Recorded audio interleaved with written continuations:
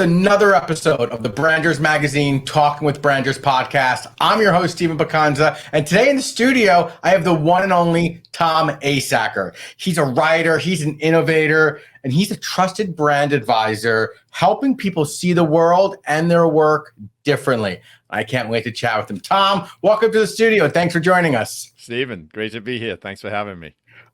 For those that do not know who you are, and I don't know how that could be, tell everyone, 60 seconds or less, the Tom Asacker story.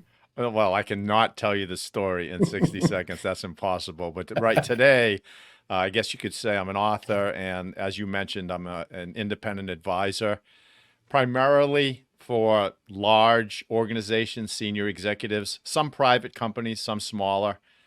For-profit, non-profit, industry doesn't really matter. I've done everything from consumer products, medical, business to business, technology, media, finance. I mean, I can't even remember.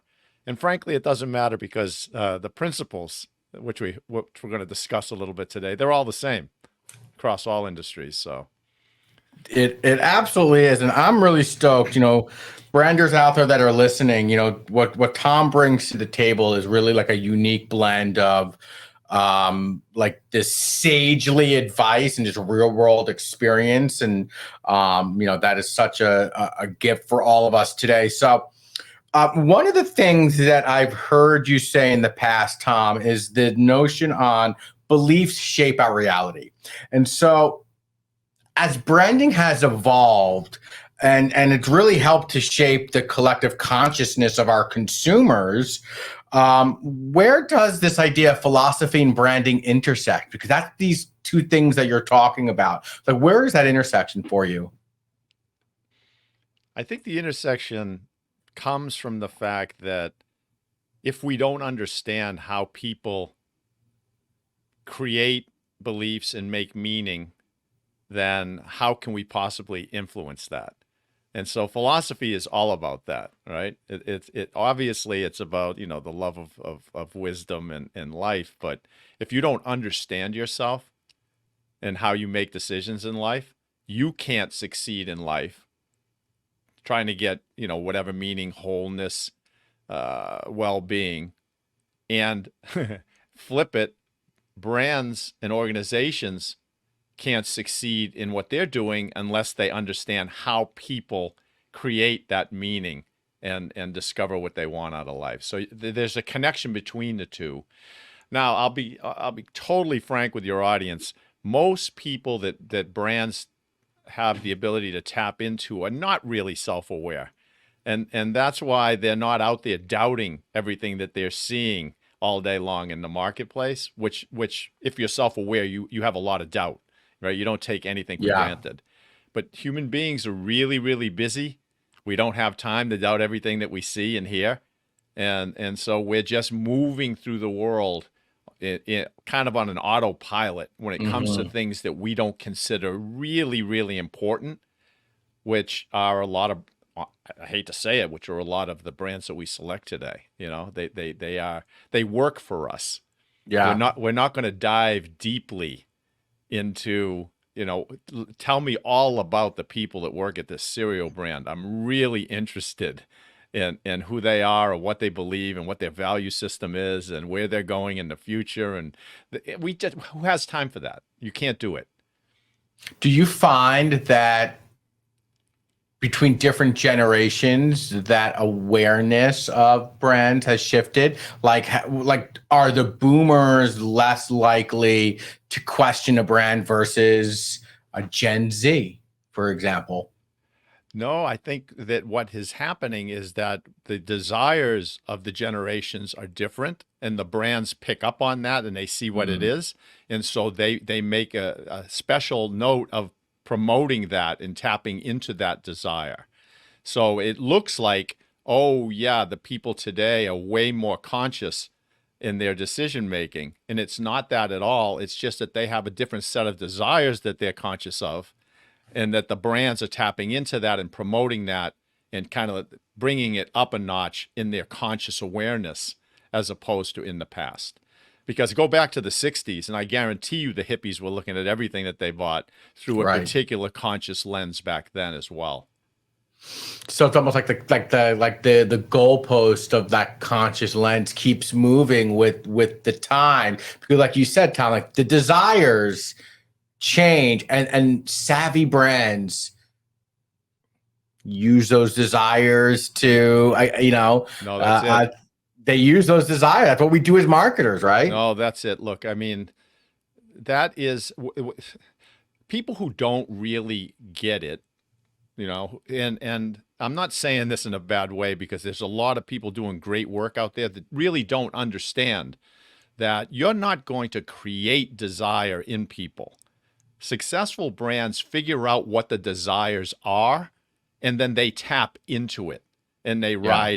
ride it until it shifts, and then they shift. I mean, walk through the grocery store, every box you see out there, it says X amount of grams of protein, right? And that, Right. it doesn't necessarily mean anybody needs any of that. It just means that everybody, the consciousness right now is, I need more protein in my diet. Right. So Right. everybody taps into that. Right.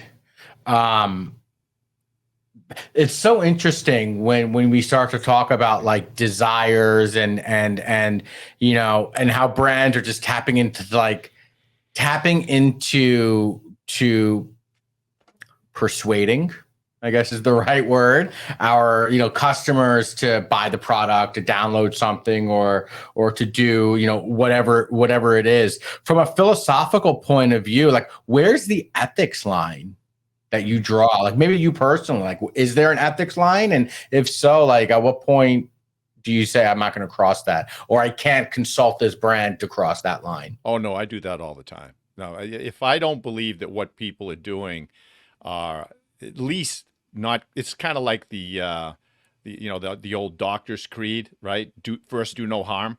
Yeah. I won't consult with anyone who I think is doing harm, Mm-hmm. right? So if you want to sell somebody a box of like sugar cereal, that's fine. That's up to people to decide, do I want to eat a handful of this as a snack? Go ahead, eat a handful as a snack. Do I want to eat it all day long? Okay, you're doing yourself harm now. We're not doing the harm by making the cereal. You're Yeah. doing it. But there are Yeah. some products that are harming people, harming the environment, and I won't consult with them. Yeah. I always, having consulted with a lot of agencies, having worked with a lot of agencies, I appreciate those agencies that draw that line in the sand, and they just don't like, just because it's a piece of business doesn't mean you have to have it. You know what I mean? Like that they actually have like those filters up, or they put that line up. So I really commend and appreciate agencies and creatives that do that. It's almost like they know that they don't want to sell their soul. Well, yeah, and not just that, Stephen. I mean, today, how do you hide? I mean, you Yeah. can't hide like you could in the past, right? In the past, there wasn't this transparency. And now you just go into Chat GPT and you put a brand in there and just say, "Is this good for you?" And it'll come back with, "Here's what people say." Yeah. It's so you can't hide what's out there anymore. So you're trying to help people figure out how they can elevate what is, not disguise what is. Mm. As an innovator, and I would say probably a quasi futurist, even though philosophy, a lot of it based on the past. But does AI scare the shit out of you? Yeah, yeah, it does. Only because I don't think people know what they're doing with the Mm. tool. I mean, I'm not worried about it becoming conscious, but it is intelligent, and it can do things that people don't understand, and we're not going to be able to police it. Right. It's too massive to police. So what do you do when you can't? It's just like saying, yeah, human beings can be good and bad and all that, but we'll just police it. You cannot police 8 billion human beings. So we have to have morals, right? We have to Mm-hmm. be raised a certain way. And it's the Mm-hmm. same thing with this. If people don't program into this, hey, this is what you do and don't do, period, then who knows what it's going to do? And that's what scares me. Yeah. Yeah. Yeah. that becomes, such a, a question mark that is that is scary. In thinking about AI, it gets me thinking about just the amount of data that is out there currently, and data-driven decision making. I hear it all the time. Every brand wants data-driven decision making from their creative team. Every creative team is saying we base our creative on data. Whatever. But there's a role that intuition and emotions and really human connections play in branding, right? In developing a great brand. Are we at risk of losing the soul of a brand with all this clutter, noise, data, and AI? Oh, yeah, of course. I mean, you just said it. I mean, AI cannot have intuition because intuition doesn't come from it comes from the mind, but the collective mind. It comes from, what Jung talks about, the collective consciousness. Yeah. Right. So you get a feeling, a sense, and you can look at all breakthrough products and ideas, and you can say, hey, wait a minute. Was there data out there saying to do an iPhone? No. As a matter of fact, the intuition of most people was, I don't want that. Where the hell are the buttons? I need buttons on my phone. Yeah. But it was something that Steve Jobs felt. It was this felt sense of, geez, I like this. Others will like this. AI doesn't like anything. It's just crunching data. It doesn't have a sensibility and an intuition. So what's going to happen are companies are going to use data, and they're going to get bigger and stronger with the data. And then they're going to get blindsided by people that are using intuition, which AI can't use, and are willing to innovate. Because when you innovate, the data says it's not right. Right? That's why it's an innovation. Like, what are you doing, Fosbury, jumping over backwards? All the data says everyone jumps forward. Right. It's like that quote that, and whether Henry Ford authored it or not, but if I, listened to what the people wanted, they wanted faster horses or whatever that quote was. And that resonates so much. And when I think of intuition and I think about like some of the brands that I have worked with, especially some of these like startups that are just so focused and have that singular focus, they're leading with their gut. And I love, Marty Neumeier. He's a, branding author. I'm sure Brand Gap. And yeah. He talks about his definition of branding is it's a person's gut feeling about a product or service. And I always found that definition to be so just easy to consume, right? Because we all know what that gut feeling is, right? That's intuition, right, Tom? Yeah, I mean, I've been saying, you can pick up my first book from, I think it was 2000, it was published. And in that book, I basically wrote in so many words that it doesn't matter what people think about you or your brand. What matters is how you make them feel about themselves and their decisions in your presence. And how they feel is an intuition, right? It's not necessarily logical. It has to do with their identity and who am I if I choose this? Am I smart? Am I environmentally aware? Am I a good dad? Am I whatever? But that's what they're doing, and they're doing it rapidly, and it's below their own conscious awareness level. That they don't pick something up that's less expensive than something else. Like, they won't buy the generic version of some drug after they did the research. They won't do that, pay less money, and then consciously say to themselves, you know what, that makes me smart, not buying that more. It's not conscious. It's all below that level of awareness. But that's what's going on all the time when people make decisions like that in the marketplace. It's a reflection of themselves. I recently helped an agency with the project in the grocery space, the grocery stores, and table stakes is price, functional messaging, right? And then to break through that sea of sameness, how do we impart emotional messages, right? How do we stop saying like, buying based on price, but could you buy based on value? And there's a feeling that comes from value, Exactly. right? And exactly. that's it, right, Tom? Like that's what brands need to tap into, like this harmony between the two, this tension between the two. Yeah, that's exactly right. Anybody that thinks that all of the different signals that people are picking up when they're making decisions, either online, in store, whatever, they're crazy because I'm always looking at myself when I make decisions, wondering why am I doing this? Trying to understand myself. And I remember I was in the grocery store, it was just like a couple of weeks ago, and I was buying mozzarella string cheese. And Yeah. I'm looking at like 7 different brands of these stupid little sticks of cheese and the same price, right? And I flip them over and I see the fat content and the protein. So I'm doing Yeah. all that thing, what you just said, all the Yeah. features. And then I don't know, there was one particular one that had some funny little character with a smiley face and a funny name. And I said, well, I like these people. They're cool. And I bought that cheese. Now, are these people cool? Probably not. Probably some branding agency is cool and they put the thing on there. Yeah. But it still affected me because I was looking for a differentiation, something. And that's the personality of that stupid cheese was the differentiating thing that pushed me over the edge. How do you think, so you have all these competing products out there and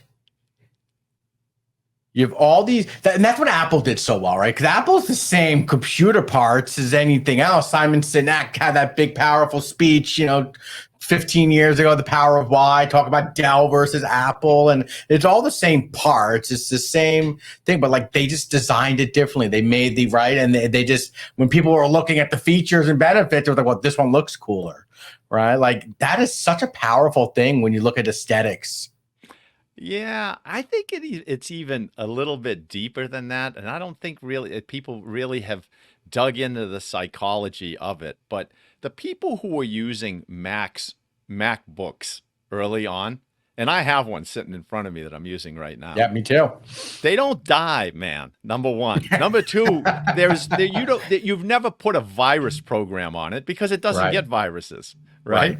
And I think we saw the quality, the robustness. We saw the attention to detail that went into these products from Apple.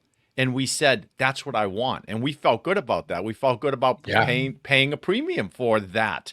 You still felt like you were getting a value, right? Because of all those intangibles that you just mentioned. Exactly. And I believe that feeling spilled over into the iPhone. So we were willing to say, well, wow, if they make these things, let me go check this out. And then we got this elegant, beautiful product in our hand, and we felt good. We felt confident in our decision and in ourselves in making that decision. Yeah. But I don't think just because it was the iPhone and how beautiful it was and all that, I think if Comcast released that, we wouldn't have bought it. Comcast could release anything, I probably won't buy it. I just don't think we would have bought it. That's Well, the thing with like a brand like Comcast and Comcast being like an internet provider, a cable provider, whatever you have it, like there's so much they in the past have been shrouded in so much inauthenticity or like they just, there's a lot of double talk. So this becomes the question, how can brands balance beautiful aesthetics and authenticity? Right? Because that I feel like a lot of brands try, but they miss. Apple does a great job, and maybe Patagonia does a great job. But you can name these brands. There's a handful brands that are entering the market. Like what would be a tip that you would give them to try to make aesthetically pleasing products, but always stay authentic? Yeah, I would say start with authentic. See, I think sometimes what people think is that when brands try to leave their categories and move into a different category, and then people say, oh, what are they doing? Yeah. I honestly don't believe that we care what they're doing. If somehow we've developed a connection to the brand based on the authenticity, based on the performance, I mean, if Apple made a car, we would buy it, right? We Yeah. don't care. It's Apple, make it. If they made Apple TV, people bought Apple TVs. Yeah. So it's be authentically great at what you're telling people you can do and what that strength is. Now weave the aesthetics into that trust that you've developed from people, and they'll like you even more. They'll like you even more. Instead of leading with the aesthetics, is what people usually do, and then people find underneath the aesthetics, it's not really as solid as I expected it to be. Yeah. Yeah. You know what I mean? Build the solid thing and then put your aesthetics on it. We interviewed Sean Riley. He's one of the co-founders of Dude Wipes. If you're familiar with Dude Wipes, and it's a brand I actually worked on in a previous life last year. And so they were a Shark Tank brand. Mark Cuban invested in them. Right. This was maybe 7-8 years ago. They got the initial investment from Cuban. They do flushable wipes for men, right? Real single focus. Well, they decided that they were going to extend and do some branches, making deodorants, making other for men products. And the story goes that Cuban kind of like called them out and said, like, no, focus. Own the category with butt wipes before you think about doing anything else, deodorants or this, because you're going to lose your focus and you're going to lose your stronghold. And since then, they've done, a phenomenal job breaking the $100 million mark and just doing amazing things. So this gets me thinking about the notion of brands innovating for innovation's sake. Right. Just kind of checking a box because everyone's doing it. Is that how dangerous is that for brands? Yeah, well, I wouldn't call what they were doing actually innovation. It's brand extension. And most brands, they end up trying to do that, right? Which is let's take the equity that we have developed in this brand image, in this brand name, and let's extend it. Yeah.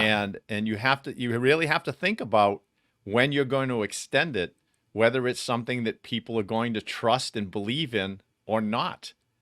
I'm not going to buy, if Apple does yogurt, I probably won't buy Apple yogurt. So they need to really think about what is it inside of me that I believe about the Apple brand and the organization.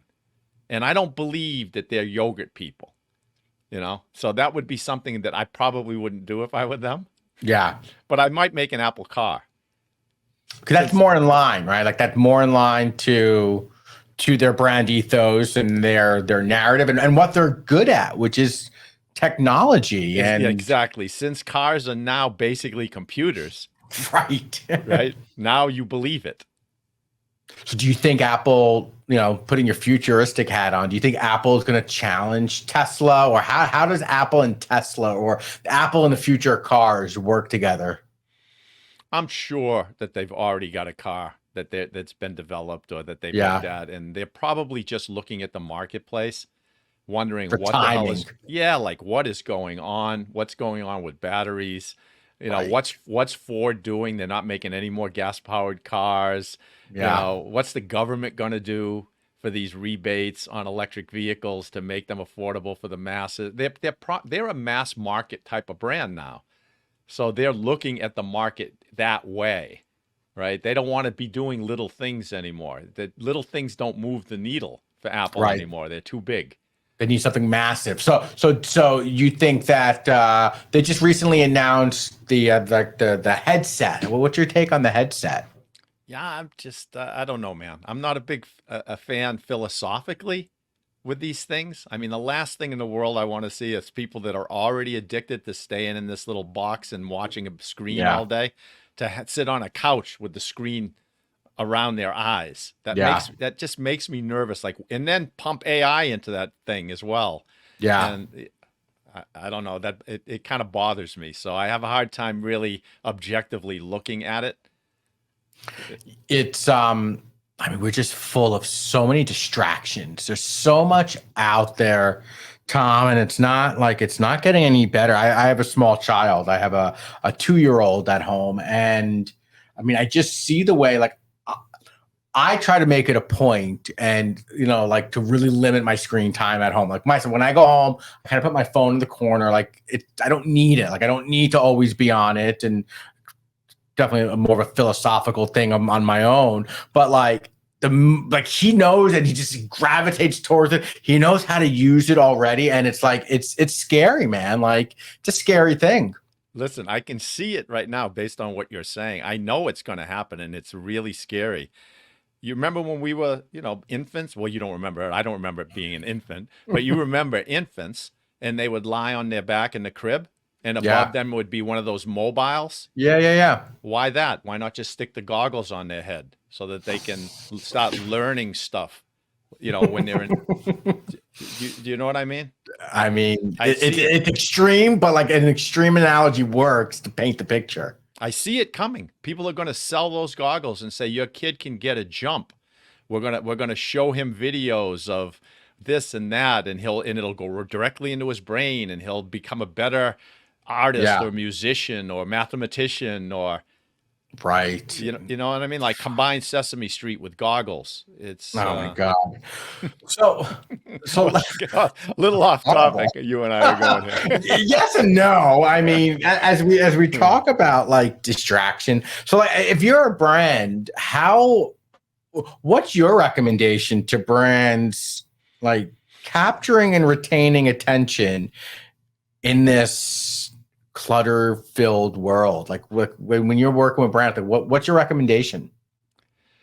Yeah, look, the most important thing, as we discussed in the beginning, is if you don't have a particular lens on what's going on in people's heads, then all the things that you do are going to be wasteful or distracting, or they're just not going to create a coherent whole. So I like to start off with actually, hopefully keeping it simple so that people can use it and it's actionable. But I think that what people have to understand, and they do, branders understand this, the first part, which is that human beings think in stories. That's just how our brains operate. But what they really need to understand, I mean, profoundly and intuitively, their intuition has to be this way, is that branding isn't as much about just crafting and telling stories. It's about showing up in the world, including through communication, in a way that allows people to internally craft and tell a story about themselves, because that is what's really going on. People in modern societies have internalized this story thinking way of, processing the world, and they've spun it internally into a story about themselves. It's amazing today with with iPhones and Instagrams and all that. It's even worse because people are doing it all the time without knowing it. They've put themselves at the center. The hero. Right? I have a particular story, and that story is me. I'm the central character. I'm the protagonist. I'm headed to happily ever after. And what a brand needs to do is to see that and say, how can we help them see us in that story, helping them get to happily ever after, even though happily ever after, doesn't exist, even though it's an illusion. Right? And if you can do that, if you can actually see that, you can start thinking that way, right? About everything. You can say to your people, look, every time something breaks down, they're looking at themselves as the hero of the story, and we are disrupting that. We're ruining our brand by doing that. Every time they call us and can't get through, we're the ones that are creating this irritant in their little brand story, right? So once you get that, everything starts changing, because then you can start saying to yourself, okay, what can we show them and do and communicate, and in what way that they can imagine choosing and experiencing us in that story about them? How can we do it? And so one story is, okay, that will make my life very easy and very simple. Wow. That's Amazon's brand. Easy, simple, fast. I don't have to worry about it. I can send it back. Look what these geniuses are doing. My wife said to me last night, "Hey, you know what?" I said, "What?" She says, "I don't know if you know this, but if you buy something from Amazon and it didn't work out for you, and I know you buy a lot of stuff from Amazon." I said, "Yeah." She says, "You just take it right down to Staples. You don't even have to bring the box or anything. They'll return it and give you a gift certificate." I said, "What?" So when you do that, how do you feel? You're not feeling bad about Amazon, that thing you No, it's bought a anymore. victory. Yeah, Yeah. you're feeling good about the fact that something didn't work, almost. So It's frictionless. exactly. So there's zero worry. Now, what has happened because mass media is gone and it's all social media, it's fragmented all over the place. In the past, it used to be, okay, improve my life. How? Quick lunch, quick low-cost lunch. Yeah. Great. People focused on it. Now it's, quick, low-cost, healthy lunch. Oh, okay. Another group comes out and says, okay, we'll give you that. Quick, low-cost, healthy paleo lunch. Okay. And it fragments. Mm-hmm. This is happening in every category. Everything. Because it's not just laundry detergent that gets my clothes clean. It's eco-friendly laundry detergent that gets my clothes clean. Do you see? Yeah. So this is it. Where are these desires? Where is this subgroup? How do I appeal to them and grow and bring them other things that appeal to that sensibility, whatever it is. Listen to the customer, right? They're going to tell you what they want to buy. That's it.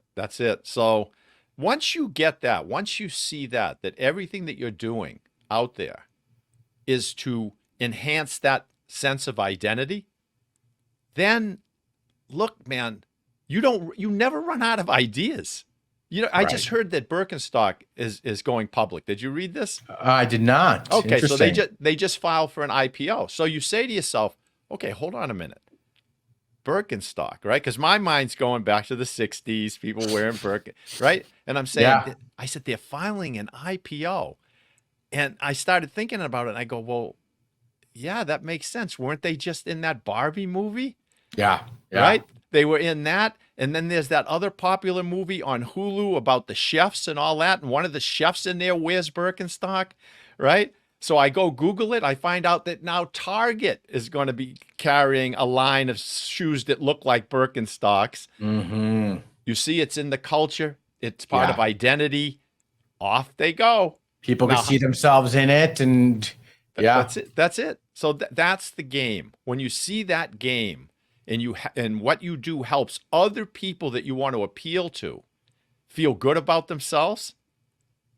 Now, what you're writing, does it help them do that? You look at it through that lens now, and you don't just say, well, that's clever writing, that'll pull them in. No, you don't. You don't stop there. You say, well, hold on. How are they going to feel about themselves when they get done reading this? Oh, yeah, you're right. Not too good. Right. So don't release that. Are you one of those people, Tom, where you can't watch an ad or look at a product without having something to say about it? Or, well, I don't do it at home much anymore, right? I think your wife doesn't like that very much. No, but like in my head, I'm always basically, what I usually say is, "What the hell are they doing?" I mean, 90% of the time when I see something, it's your default. Yeah, my default is, what's going on? It was funny. It was like I was reading this article about, believe it or not, smell. Okay, I read everything anyway. And it was a scientist. And I'm reading this. And in the article, he says, imagine a bacterium that can perceive only 3 smells. And he put yum, yuck, and meh. Yum, yuck, and meh.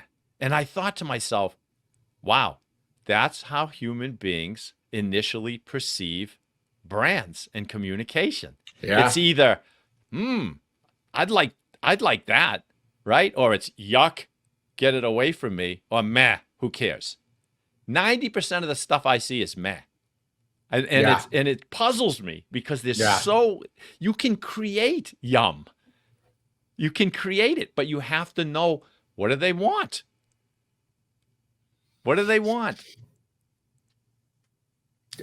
Two things here. Number one, yum yuck and man reminds me of like going through the airport. You go through TSA and they have those little kiosks of a happy face, a sad face, and like, you know, just a straight line face, just the line.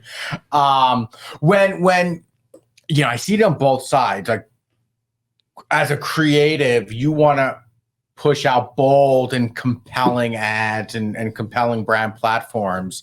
And I think for the most part, brand managers and the executive leadership team, they want that, but you know, their job is to protect the brand legacy in a way, and us as a creative's job is to push it forward. And that's where like that tension comes.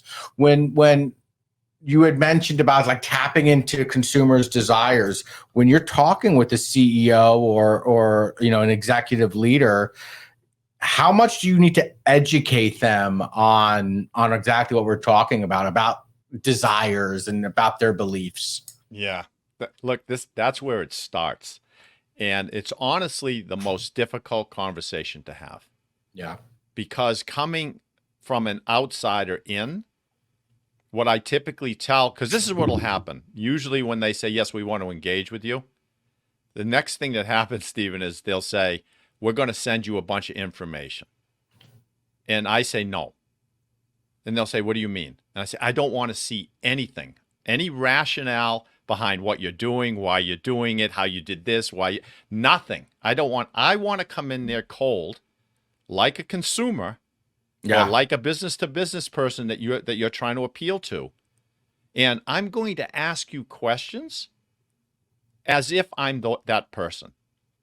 And you're not going to like it because the questions are going to be like, I don't see any difference between you and this guy. What's the difference? And if you speak to me in some kind of intellectual way that I can't process, this happens with like really smart people, like engineers and medical people and all that. They'll start giving you reasons why they're better that you don't even really understand how it affects your life at all, right? Or how they prove it or what. And so I say, I'm going to ask you this. And what happens if I get somebody receptive is we move through the process and they'll get to this point where they'll say, oh my God, I see what you're talking about now. And then they can grab their resources and say to the people, turn us on in this way. And it changes everything. It changes everything when they do that because they can't see it. Because they don't, I can't see me, right? I can't. I see the version of me, but I can't see how you see me. Right. But I need to if I'm going to appeal to what is going on with you. I have to do that, and so that's what, and it's hard because look, you know this. A lot of people that want to work with you will make you feel good about yourself. That's how they get in there to work with you. So they're not going to take an approach that says, "Hey, look." Maybe you're not as good as you think you are, or the way you're portraying yourself maybe is. They're not going to do that because they're not going to get in there if they do that. Yeah. Right. What I've developed with companies and leaders over the years is this kind of a no-nonsense trust with them so that they will pick up the phone and say to me, I'm confused. I don't know what the hell I'm doing. Most executives and CEOs will never do that. Too much of an ego, huh? Well, they don't want to tell themselves that. Right. Because that's kind of a scary thing. All of a sudden they're like, shit, I'm in this position. And I'm supposed to know, right? I'm supposed to know, yeah. Right. And that's not, and this is the thing, CEOs are not supposed to know. That's what people are afraid to tell them. You're not supposed to know. You're supposed to find out. I just watched this thing on television with on Netflix. You need to watch it. It's a 3-part series about Arnold Schwarzenegger. Okay. And if you watch it, the guy, he stepped into these situations where he became Mr. Olympia, and then he became an actor. And then a governor. Yeah. Right. And how he did it was he stepped into these things and he realized he didn't know what the hell was going on. And that's what gave him the edge, not knowing. Because he got to dig deep and ask all the questions and figure it all out. If he had Yeah. thought he knew, he would never have been successful. But he knew, I don't know. I don't know how to do this. And it was really interesting to watch that evolution that he went through and to realize, wow, his strength was in not knowing. Kind of like the Zen Buddhist thing, right? Yeah. The child's mind. So we need to get the people who are leading organizations to say, I don't know. I'm making assumptions right now, and I'm running my business based on those assumptions, but I don't know. This is a complex industry, the dynamic marketplace, all kinds of competition worldwide. I don't know. Let me be Yeah. curious. Let me be curious. Let my people be curious. Let everybody be curious. It's almost like counterintuitive to what you see in the business landscape. All the all the noise that's out there on social, it's almost like in a way, ignorance is bliss, right? Like you not knowing allows you to find out and allows you to get the answers. But if you're walking in with preconceived notions and ideas, like you're always going to be in your own way. You talked about the Zen Buddha, but didn't Socrates say the same thing? Like, didn't he walk around just saying like the one thing I know is I don't know anything? Like, wasn't that his main? That's why the Oracle at Delphi said that he was the wisest man in the world, because he knows that he doesn't know. That's what makes him the wisest. And what's interesting is what you just said, which screws up a lot of people, is you said people look around there and they see the opposite out in the world, right? And what they're not seeing is the layer of bullshit that goes on top of all of that. And that's another thing that Arnold said in that little series, is he put on an act. And he called it bullshit. There was another Austrian word that he used, but he said it means bullshit.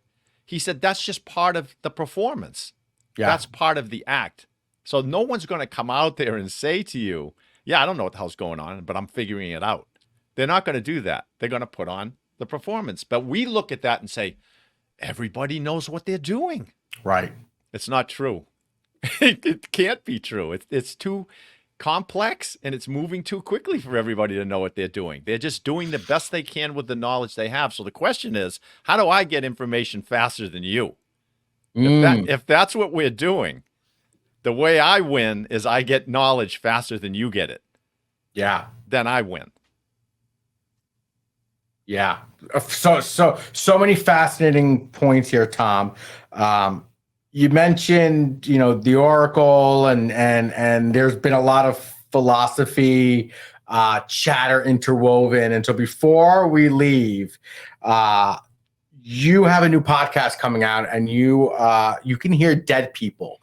We were talking about difficult conversations. I think that's going to be a really difficult conversation, but I want to hear more about this podcast and what was the inception behind it, and just tell everyone a little bit more.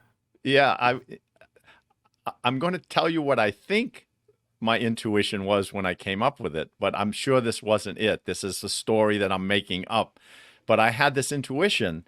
I mean, I listen to a lot of podcasts on all kinds of subjects. And I like philosophy a lot, and psychology, and anything that has to do with the mind and self-improvement. I just love to listen to it.